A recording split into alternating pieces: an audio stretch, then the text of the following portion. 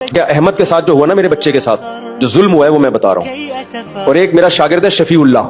کئی مہینے پہلے ہوا یہ کہ میں نے اس کو بال کٹانے کے لیے بھیج دیا ہیئر ڈریسر کے پاس, نائی کے پاس. تو شفیع اللہ نے جا کے اس کی ٹنڈ کرا دی. اس کو بڑا غصہ آیا کہ میری ٹنڈ کیوں کرائی ہے, میں نے بال کٹوانے کا کہا تھا, گھر والوں نے بھی بولا تھا بال چھوٹے کرا دو, ٹنڈ نہیں کراؤ. اس کے دل میں بیٹھ گیا شفیع اللہ کا خوف. شفیع اللہ ہمارا خادم ہے نا, شاگرد بھی ہے. شفیع اللہ کا خوف بیٹھ گیا میرے بچے کے دل میں کہ یہ جب لے کے جائے گا تو ٹنڈ کرائے گا. اب ایک مہینے سے گھر والے میرے پیچھے پڑے ہوئے تھے, بھائی بچے کے بال کٹوا دو, بکرے جیسے بال ہو گئے ہیں, بڑے ہو گئے ہیں. ایک مہینہ پہلے سے میرے پاس اویلیبل بندہ شفیع اللہ ہی تھا. میں شفیع اللہ کو کہتا احمد کو, چھوٹے بچے کو لے جاؤ بال کٹانے کے لیے. احمد کہتا شفیع اللہ کے ساتھ نہیں جاؤں گا, یہ ٹنڈ کرا دے گا. میں نے شفیع اللہ کو بولا بھائی اس کی ٹنڈ نہیں کرانی, بال چھوٹے کرانے ہیں. بچے نے بولا نہیں ابو میں نہیں جاؤں گا, یہ ٹنڈ کرا دے گا. ایک مہینہ اسی طرح پروگرام ڈیلے ہوتا رہا. گھر والوں نے کہا بھائی اس کو بھیج دو. میں نے کہا بھائی میرے پاس اویلیبل شفیع اللہ ہے اور میں بیٹا اس کو سمجھا رہا ہوں کہ بال چھوٹے کرا دینا, وہ اتنا بے وقوف تھوڑی ہے. لیکن بچے کے نا لاشعور میں یہ بات بیٹھ گئی کہ شفیع اللہ کیا کرا دیتا ہے, ٹنڈ.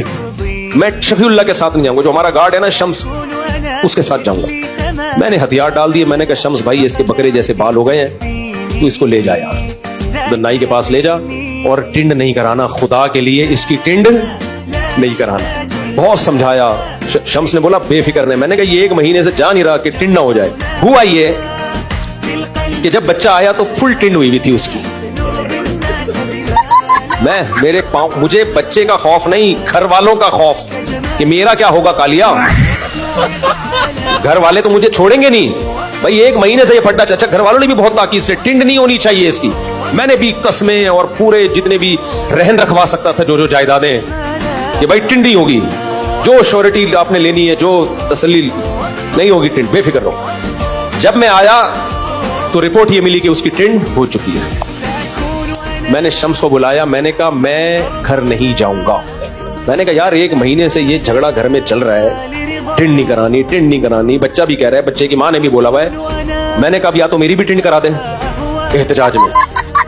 مجھے بڑا غصہ آیا شمس کے اوپر, یار تمہیں 100 دفعہ سمجھایا ہے. شمس کہتا ہے, رونے والا ہو گیا نا بیچارہ, کہہ رہا ہوا یہ کہ یہ رو رہا تھا, کرسی پہ بیٹھ نہیں رہا تھا.